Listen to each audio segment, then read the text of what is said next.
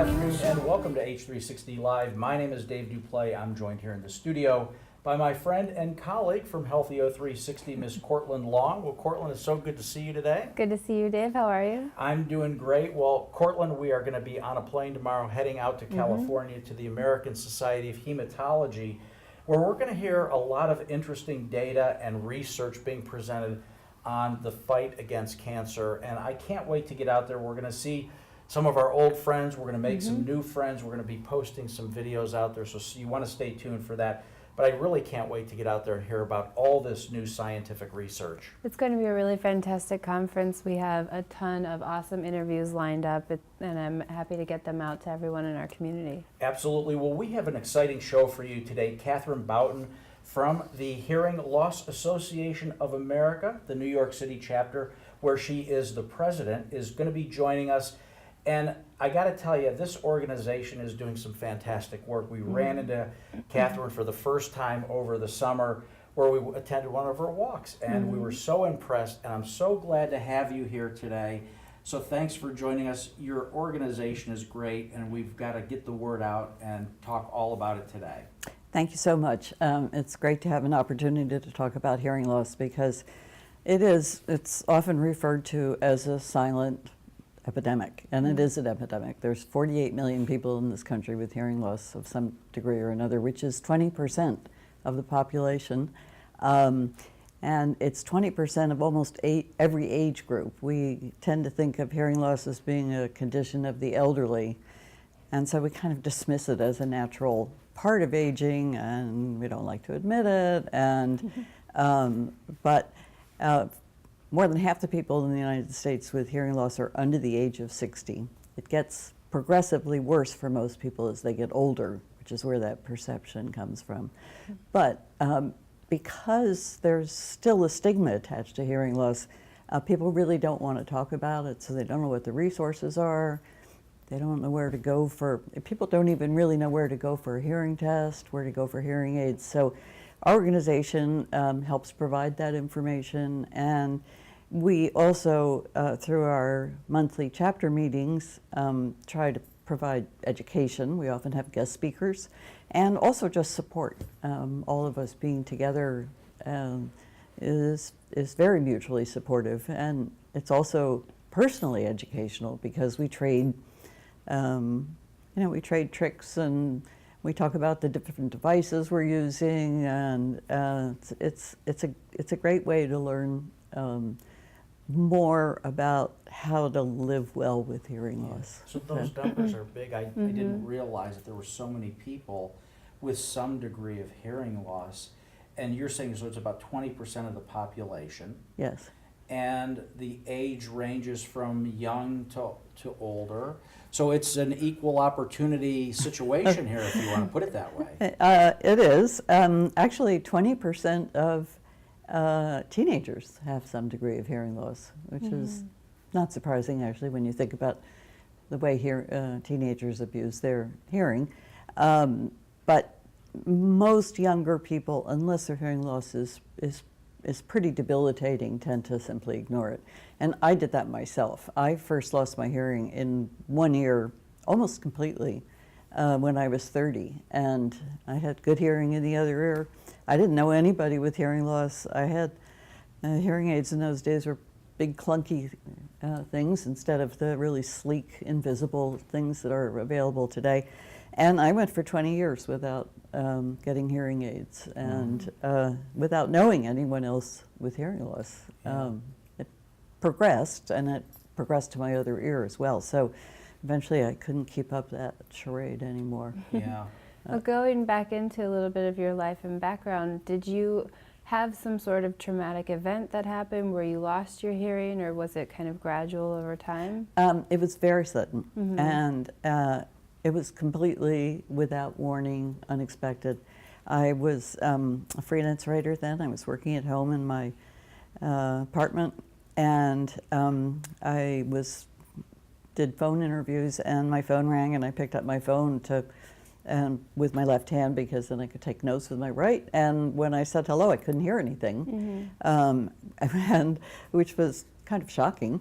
And then in those days, you could call time and the weather to get these recordings. So after I first switched ears and realized I could hear out of this ear, I spent the rest of the day trying to figure out if I really couldn't hear. I also started to feel at that point sick, dizzy, nauseated, very, very hypersensitive to sound. If I dropped anything on the floor, like a hairbrush, it was like clatter that was deafening. So I did go to a doctor, which is very important to do with that kind of sudden, single-sided hearing loss. And he put me through all the regular tests. I had an MRI. I was tested for all sorts of autoimmune diseases. And they never found a cause for the hearing loss, so, which is not unusual. You hit on something I want to probe on just a bit. Because you said not the kids, you said it's not surprising about the younger population having hearing loss. And I have to say, I get in an elevator in New York and I see these people with these headphones on or these little things in their ears listening to music, and I could be standing 5 feet away and hear that music plain as day, every word for word on that, that album. And I have to wonder what that is doing to them with the little earbud stuck in their ear. It's got to be so damaging. It's actually destroying the hair cells in their ear that allow them to hear. And the other thing is that once some of the hair cells are actually destroyed, which means that they may lose, different frequencies, part of their hearing. But scientists now realize that that kind of noise exposure also undermines the structure of the hair cells, so that they are much more vulnerable to noise exposure and other kinds of things later. So, when you begin to get older, the hearing loss has an easier path because those hair cells are already, they've already been undermined, literally undermined. It happens at the base. The over-the-ear headphones are not as bad as the earbuds. The earbuds are the worst. They go directly into the ear. And of course, for, I'd say at least a decade, everybody wore earbuds. These new over-the-ear earphones are, I think, a relatively new phenomenon, past 3 or 4 years maybe. Yeah. So they may not be doing quite as much harm. But if you can hear it from 5 feet away, I can guarantee you it's too loud. Yeah, it's too loud. But the other thing is that it's not just the earbuds and the headphones and music. It's also things like sports events, which are unbelievably loud. The professional sports events, the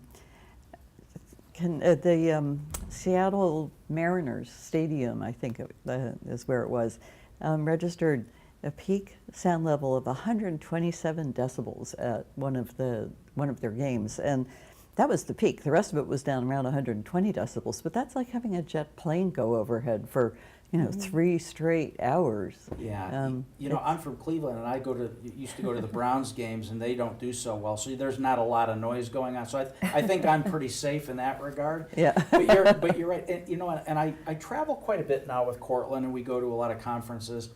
Is Autzen Stadium in Cleveland?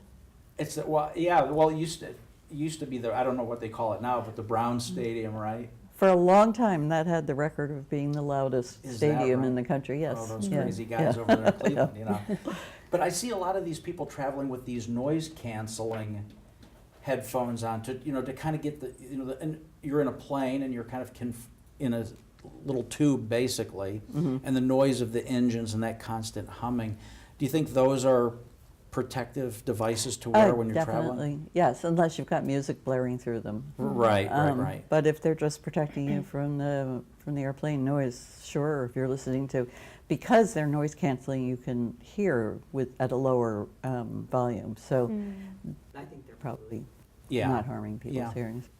Well, Katherine, when you were younger, did you work with your doctor at all to sort of make a treatment plan or adjust to any obstacles, kind of learn a new life, basically? I'm sorry to say I did not. I walked out of that doctor's office. I had young children. I was working. I heard quite well with one ear. I would if I was sitting next to someone at a like at a dinner party who was on my bad ear, I would make I would make a joke of it. Yeah. Say, I'm sorry, I can't hear you. The one time years ago, I happened to sit next to Robert Morgenthau, the former district attorney, who I was very intimidated by. He was already a very, very important man. But anyway, it turned out he couldn't hear in one ear either, so the two of us were sort of leaning around. It really broke the ice. It was good. But I just was too busy, and I could hear, and I also just couldn't believe that I was hearing as badly as I was, because when your hearing starts to go, often you just don't recognize it. I could tell I couldn't hear on the telephone, but I actually couldn't tell so much when I was talking to somebody face to face. So, Right. and the other thing is that I think from that period of time, I'm a very good lip reader because I've always paid attention, and so that served me as my hearing got worse and worse. So I don't recommend this. You should, I mean, definitely, first of all, you should definitely get your hearing checked out if you have those. They're called the red flag conditions by an ENT. You shouldn't, toss it off as a cold or as, it's a serious condition, and it can be reversed, but it has to be treated right away. So I did that part right, but it would have been much better for me to have gotten a hearing aid then, because by the time I was able to correct the hearing in that ear, by the time I got a hearing aid, I had lost that hearing 20 years before, and essentially you hear with your brain, and so my brain had, the speech pathways of the brain had been taken over by other senses, and I just didn't have those speech pathways anymore. So this hearing in my left ear has never been particularly correctable. I have a cochlear implant here now, which I love. I wear it all the time, but it's it's hard for me to hear in this ear, even with that really sophisticated technology. So I always advise people to treat their hearing What made loss. you decide to make the switch to go and actually get a cochlear implant? I got the cochlear implant in 2009. In 2008, I changed jobs. I worked at the New York Times for 2 decades, and I went from a job I had done for years. I was deputy editor of the magazine, and knew very well, to what I thought would be a fun, challenging job, and which was an unbelievably challenging job as the books and theater editor on the daily paper. And it was very stressful. I also had a lot of personal stresses in my life. My parents were dying, and I think stress very often affects hearing. And so I basically had a hearing breakdown at that point. And my doctor, who by that time I had seen him fairly regularly, did a few last-ditch efforts to, restore that hearing. But finally we decided that I should get a cochlear implant. I had been, I was not eligible for a cochlear implant, even though I would have been now. The FDA's eased the eligibility requirements, but because I had about, I think it was 50% of the hearing in this ear, 50 decibel hearing loss, back in the early part of the 2000s, 2004, 5, when I was pretty seriously impaired, I was not eligible for a cochlear implant because I had the hearing in the other ear. Now they've changed that policy, which is good. Yeah. So, Katherine, I'm wondering, like other parts of the body, like if a person's right-handed, I write with my right hand. So I find myself, if I have to open a jar, I'll use my right hand. It's just a dominant hand. It's a little stronger. Same way with my legs. If I'm playing kickball with the kids, I'll kick with my right leg. Is the ear that way? I'm interested, you said you noticed loss in your left ear first. Is there a dominant ear and more of a passive? I don't think so. I mean, ideally you should hear perfectly in both ears. The brain works differently, though. I mean, there is a lot of cross pollination in the brain, but in general, the ability to understand words is in the, I forget whether it's the left brain or the right brain, and the ability to solve problems and configure information and synthesize it is more of a right brain problem. So I think I was actually lucky to have the right ear remain dominant because it did keep me able to distinguish words for a much longer time than I probably would have. I hope I haven't gotten that completely wrong, but I'm not a neuroscientist, unfortunately. But I know that once you lose the hearing in one ear, the other ear definitely takes up the slack and becomes your dominant ear. Yeah. So. Well, you've had a really interesting career path, writing for the New York Times, becoming an editor for one of the daily papers. How was it that you became involved with the Hearing Loss Association of America? Oh, well, that's interesting. So I didn't know anybody with hearing loss. Who admitted well, I to didn't it. think I knew anybody with hearing loss. Yes, as I discovered, I knew a lot of people with hearing loss. I left the Times. There was a buyout offer in the fall of 2009, which was 4 months after I got my cochlear implant. I was having a very hard time adjusting to the implant. I just realized I couldn't do this job. It was too much hearing. And so I took a buyout. I'd worked there a long time. I got a nice payout and I started on a new career. And one skill I have is the ability to write. So after a few months, it took me a while to recover from not being a New York Times employee. But after a couple of months, I began thinking about what I could do, and I realized that there was actually very little popular literature about adults who lose their hearing. There's a lot of wonderful books about deafness, but there is very little about what the adult experience is of losing your hearing. So I decided to write a memoir of losing my hearing, which is called Shouting Won't Help. I was pretty honest in the book. I go through all the struggles I had, the mistakes I made. I try to make people understand that, that the depression, the isolation, that they may be feeling is a perfectly rational response, and how to help overcome it. And so I wrote that book. It was published by a major publisher, and because my instincts were right, nobody really did know about this, and so for a first book, I got an enormous amount of publicity. I did a lot of radio and television, newspaper interviews. So people were very interested to find out that there were adults who looked like they were living normal lives who actually couldn't hear half of what you were saying. And then I did a second book, which is more of a practical guide to hearing aids, all different kinds of hearing devices, different kinds of resources available to people with hearing loss.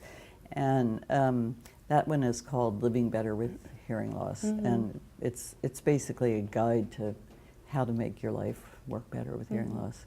And then I got involved with the Hearing Loss Association as part of the research for that book. And I quickly became a very active member. I'm not only president of the chapter, but I'm on the national board as well. And we meet 4 times a year in the offices in Bethesda. It's very active advocacy and educational organization. So you said something that I thought was really interesting, and your senses are something that you can't turn off or turn down. But when you have a cochlear implant, and you said it was too much hearing, I think we see a lot of videos all the time, and they're great videos of people who have their cochlear implant turned on and they hear their mom for the first time, and it's wonderful, overwhelming, and very heartwarming. But we don't hear the stories of people who get their cochlear implant turned on and it's too stimulating, it's too much, especially in a city like New York. Do you think that happens fairly often? I think it does happen often. And also remember, those babies aren't telling you what they're hearing. I mean, They're very heartwarming videos, but you do sometimes wonder, well, is this baby, just looking like this because all of a sudden there's Yeah. noise in its ear, or can it really hear the mother's voice? And if it can hear the mother's voice, I mean, I'm a real skeptic. How would it know that that's its mother's voice? But yes, I think especially for anyone past the early years, early infancy, and they do recommend for deaf children that the first cochlear implant be at about 6 months, because they want to catch the children while they're still prelingual, while their speech pathways are developing.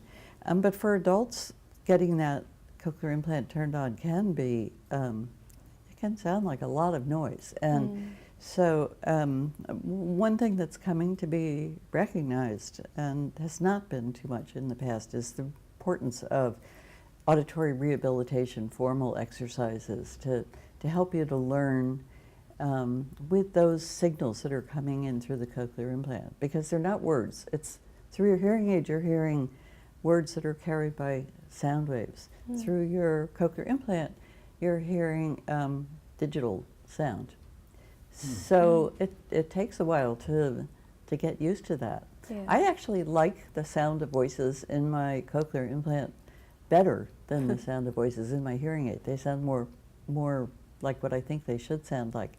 But I just don't have enough volume, and I guess I can't get enough volume to make this my primary ear. Or maybe it's, as you said, I'm just so used to using my right ear that I can't make that left ear work hard enough.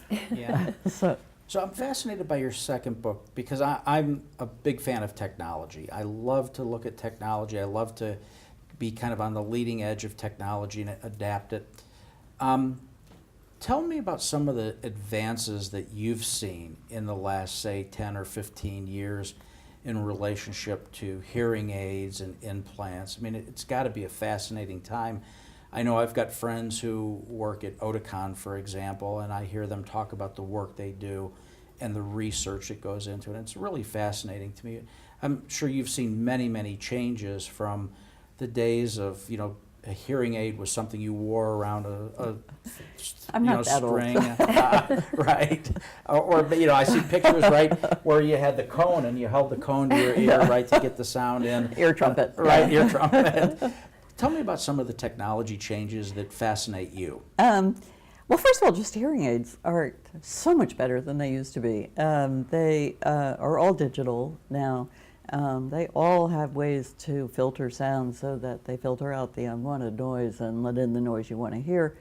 They're not up to doing that in a really noisy restaurant generally, but in an ordinary conversation, the hearing aids are pretty great, especially for people with mild to moderate hearing loss. They work extraordinarily well. Unfortunately, those are the people who basically think they don't need hearing aids, and I can't tell you how many people say, oh, I can't hear in a restaurant either, but I don't need hearing aids. But actually, that is when you need hearing aids, because you want to make sure that you keep on being able to hear, and that you keep your brain active. But I think the area, cochlear implants, of course, are a phenomenal invention, and the inventors were honored last year with, I forget which prize it was, but one of the big medical prizes. But what a lot of people, where I think the real difference now is in assistive devices, that hearing aids, if your hearing is as bad as mine, and I'm profoundly deaf without this, and have severe hearing loss in this ear. So my hearing can only be corrected to a certain extent. But there are devices that I can use that, where, for instance, if you were across the room over there giving a lecture, I could ask you to hang a transmitter around your neck or clip it to your lapel, and that sound would come wirelessly directly into my hearing aids and my cochlear implants. So that's a great advantage. Looping is a way of putting a wire around a room, and that wire works with the auditorium or classroom sound system to send the speech directly to your ears wirelessly. It's actually phenomenally inventive. We don't see it very often because it's expensive to install and it's hard.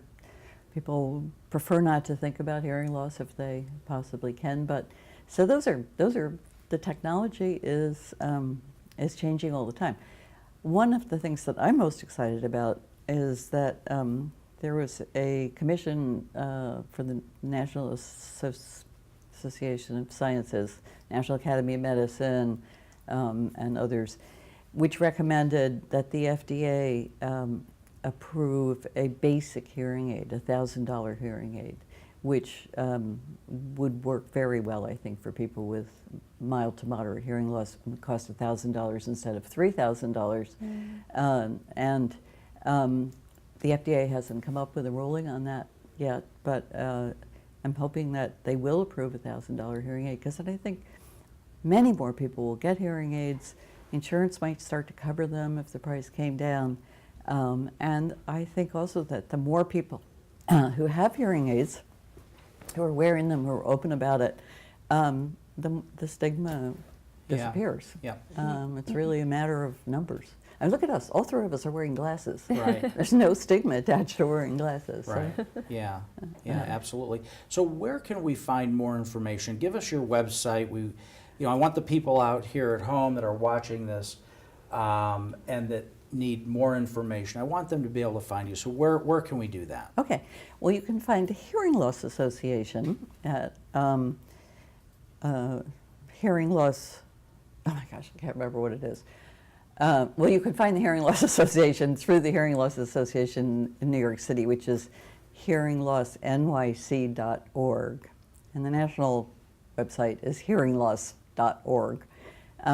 My personal website is katherinebouton.com. My name, no capitals, no nothing. And I have a blog that I write on pretty frequently there. I try to keep up with news. I reflect on experiences I've had and that other people have had. And I get a lot of comments from people writing in about their own experiences. And I love that blog because it's really a way for me to communicate with other people, figure out what their questions are, what's bothering them, where I can help. And I love being in a position where I can help. So it's my name, which if you can spell it, then you can find my website. It's Katherine, B as in boy, O-U, T as in Thomas, O-N as in now, .com. Okay. KatherineBouton.com. Good. Good. So Katherine, what should somebody look out for? Are there, we've all been in noisy places and we've all been in situations where it's been a little bit difficult to hear. But what are some of the signs that one should look out for that might indicate that they need to go see a doctor about this? I thought you were asking a different question, which I'll answer first. Okay. What are the signs that the place is too noisy and that your ears are being damaged? If you walk out and you can't hear for a period of time afterwards, or if you have ringing in your ears, the next time you go to that place, you should wear some kind of earplugs. There are musicians' earplugs that are not very expensive, and they're made for musicians because they allow all the ordinary sound to come in. But if you're a musician sitting in front of the piccolo section, they block that deafening piccolo sound. But now I forget what the question you actually asked was. So, what are some of the signs other than we've all been in situations where it's been a little difficult, but are there signs? Was it ringing in the ear, or you just can't hear, or is there a frequency that you might be missing? What are some of the things that would you should say, boy, you need to really go get that looked at? Well, definitely single-sided hearing loss, sudden hearing loss is very important.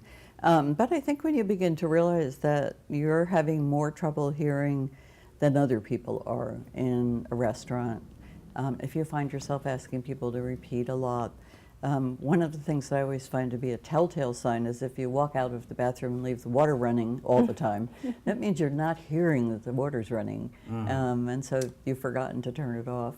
Huh.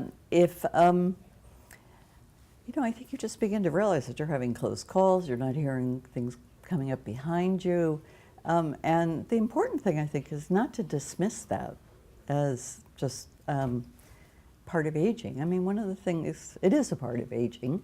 And hearing loss, as I said before, does definitely worsen generally with age. But we have a lot of problems of aging, and we treat all of them. We treat high blood pressure, we treat high cholesterol. We keep ourselves healthy by treating those things that begin to deteriorate, and the same is true with your hearing.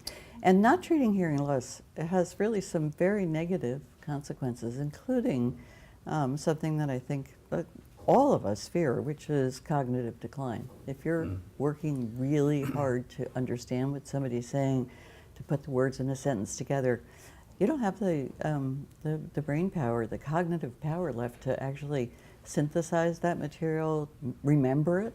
Memory problems are a really big issue for people with untreated hearing loss. The balance system is also affected, and people with untreated hearing loss, and I'm not sure whether this also affects people with treated hearing loss, but have a much higher risk of falls. But the cognitive decline is, it stands to reason that if you're correcting your hearing, and if you can hear without putting all your cognitive resources into it, you're helping yourself. There's a very large study going on right now to prove whether the use of hearing aids helps or not. So I'm not sure when it's coming out. I think it'll be out in the next few years, and that'll be epidemiological proof that wearing hearing aids helps. But in the meantime, I always say, why wait? I mean, Right. it's Well, think about it. You get to a certain age and you go for your annual physical, right? You get to a certain age and you go for the colonoscopy. I mean, you should put that on your calendar for an annual, a hearing check. Well, this is actually a big issue because doctors, primary care physicians, they're the ones that send you for the colonoscopy, and they're the ones that send you, if you're a woman, to have a mammogram. Right. Most primary care doctors, 2/3 of primary care doctors, never check or mention hearing loss. They don't even do a basic hearing screening, which would be to say, do you think you're having any trouble with your hearing? Or snap their fingers behind your head to see if you can hear. They're not going to do hearing tests in their office because, that's very time consuming and it's something for a specialist. But most aren't even saying, bringing up the subject of hearing as part of general health. And this is something that HLAA is really focusing on, and we're trying to get primary care doctors to understand that they're the ones that are going to be listened to. And your wife can say to you, 100 times, I don't think you're hearing very well. But when your doctor says it, it carries a lot more weight. So if, especially gerontologists, and they're no better at it than doctors who treat younger people, and just have to learn that hearing health is really part of aging well. Yeah. It's a part of your overall health as well. Yes, definitely. So how is the HLAA trying to educate doctors on this very important part of the physical exam? We have some very carefully crafted position statements. We have various members of our board and of the HLAA staff speak at physician gatherings.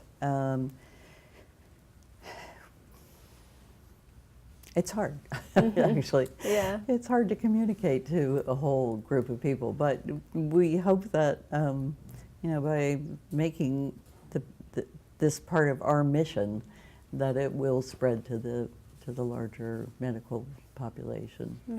So, Katherine, what's on the horizon? We met you at one of your walks, your functions. It was so great. When is the next walk? What's coming up on the horizon for your New York City chapter? Okay, well, I think probably your viewers don't know what you mean by walk. So the Hearing Loss Association has about 170 chapters around the country. And most chapters hold every year in the spring or the fall what's called a walk for hearing. It's a fundraiser, but it's also an educational event. It brings together people. Our walk, even though it's in New York City, brings together people from the whole metropolitan area. We had, you were there. We had thousands of people. Yep. And it's a fun event. It raises awareness of hearing loss among, people who just happen to be walking by. It allows people to meet other people with hearing loss and talk to other people with hearing loss. We have a lot of families who come who have children with hearing loss. So it's one of the few places where sort of the whole population comes together. But the members form teams, and your particular, like you could have a Health 360 team. Whatever monies you raise, I think it's 40% of them you keep to do whatever you want with. Maybe you want to paint a new backdrop. But a lot of schools for the deaf, a lot of audiology programs, a lot of organizations, nonprofit organizations, use our walk as a way to raise funds for their own projects. The other 60% is divided between our national office and our chapter. So it's a good source of funding for us. But for me, the main value of it is seeing so many people together who have hearing loss, and seeing just the enormous variety of ages, races, ethnicities, economic levels, and all of a sudden we're all there together doing one thing. So Yeah. it's as you saw, it's a really fun event. It truly is amazing. Go to the website, find a walk in your area, get out there, support the cause. You'll feel really good, and as Katherine said, some of the money that your team raises you can keep for special projects of your own. So Katherine, great job. It's so good to see you. Thanks for coming in and joining us today. I'd like to thank you for tuning in this afternoon, and I'd like to thank our sponsors for making this all possible. Remember, all of our episodes can be viewed on demand at healthyo360.com, and our podcast is always found in the iTunes Store. Well, we love social media, and we're all over Facebook, Instagram, Twitter, and Pinterest using the hashtag #RealStories when posting, and we'd greatly appreciate it if you would do the same. On behalf of Dave Duplay, myself, and the entire Healthyo360 family, we'd like to thank you again for joining us today, and we look forward to seeing you again next week. I never had